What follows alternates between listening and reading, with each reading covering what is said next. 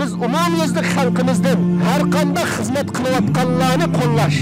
Mayli, biz bilan mush maydonda bo'lsin yoki bo'lmasin, lekin muhimi nima desa, haqiqiy samimiylik bilan vatanning, xalqning da'vosini qilayotganlarni qo'llash, ular bilan hamkorlashish. Bizning da'vo yo'ldagi, xizmat ustidagi xalqimizning, yetakchilarimizningki har birining alohida bir xil birsiga o'xshamaydigan alohidligi, ortiqchiligi bu butun insonlarning tabiati mushundoq. Butun insonlar hammasi fikri tarafdan, iqtidor tarafdan alohidlikda o'xshamaydi. Birisi-birisidan farqli bo'ladi. Lekin mush farqli insonlar qachon natija yarata oladi, qachon zo'r g'alabalarni qo'lga keltira oladi desa, bu farqli iqtidorli, alohidlik bor insonlar birisi-birisi bilan hamkorlashgan vaqtda, birisi-birisining kuchiga kuch qo'shgan vaqtda, undan keyin g'alaba qilish, ustunlikka ega bo'lish, zolimdan qutulish ondan qo'lga keldi. Payg'ambarimizning sahobalari ashunday har xil alohidlik, har xil birisi-birisiga o'xshamaydigan ustunlik bor deganlikdan o'zi, masalan,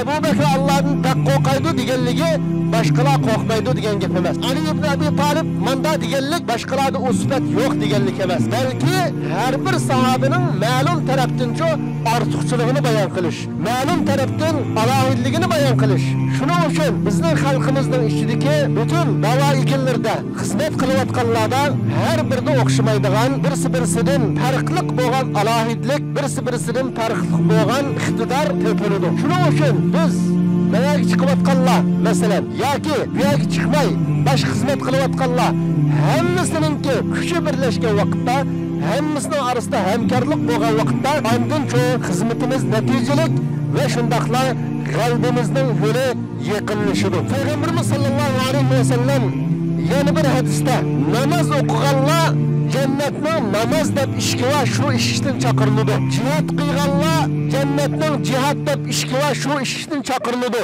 Sadaqa berganlar jannatning babu sadaqa deb ishga va shu ishdan chaqiriladi. Ramazon tutganlar jannatningki rayyan deb bir ishga va shu ishdan chaqiriladi degan. Buningdan namoz o'qiganlar deganlikning o'zi boshqalar namoz o'qimaydi deganlikmi? Yoki Ramazon tutganlar deganlikning o'zi boshqalar Ramazon tutmagan demakchimi? Albatta undaq emas. Lekin shu amallarga alohida ko'ngil bo'lganlar. Namoz desa, yolg'iz farz namoz bilan to'xtab qolmay, balki sunnat, nafl, tahajjuddan iborat nurg'un Allohga yaqinlashtiradigan namoz ibodatni mustahkam tutganlar deganlik. Buningdanmi jannat kirdigan, ya'ni insonni, mu'minni jannatga kirgizadigan amallarni har bir insonning o'zininki alohida ko'ngil bo'lgan, alohida kuch chiqargan, alohida his qo'shgan xizmatlariga qarta bo'lganligining dalili. Shuning uchun biz umumyuzlik xalqimizdan har qanday xizmat qilayotganlarni qo'llash.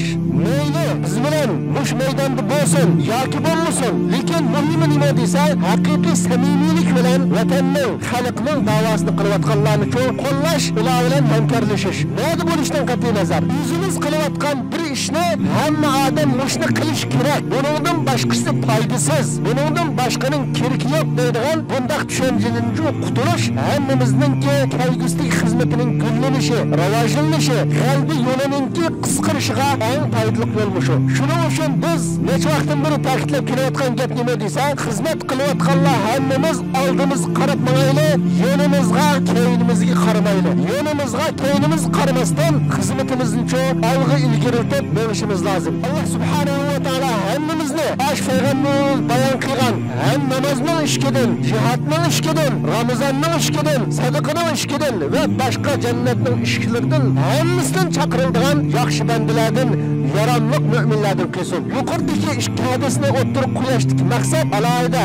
Yuqoridan eslatdim, nima desa, biz xizmat ustidagi da'vo yo'lidagi insonlar turli yo'lda mangan bo'layli, hammamizning qalbimizning yo'li nima desa, hammamizning hamkorlashishning bo'lishi. O'zaro Xitoyga qarshi, zolimga qarshi harakatda birlikning, hamkorlikning bo'lishi, birisi-birimizning qilayotgan xizmatini qo'llashi, birisi-birimizning qilayotgan xizmatini kuyitishga urinmaslik, mana bu qalbini yo'li qarindoshlar. Alloh subhanahu va taolo bizni hamma qarindoshlarimizga, xizmat qilayotganlarga, da'vo yo'lidagi sabdoshlarimizga nada bo'lishdan qat'iy nazar, qanday maydonda bo'lishdan qat'iy nazar, hammasini yaxshi ko'radigan, hammasininki tavfiq uchun duo qiladigan, hammasi bilan hamkorlashib ma'alaydigan iroda iymon ato qilsin. Alloh hammalardan rozi bo'lsin.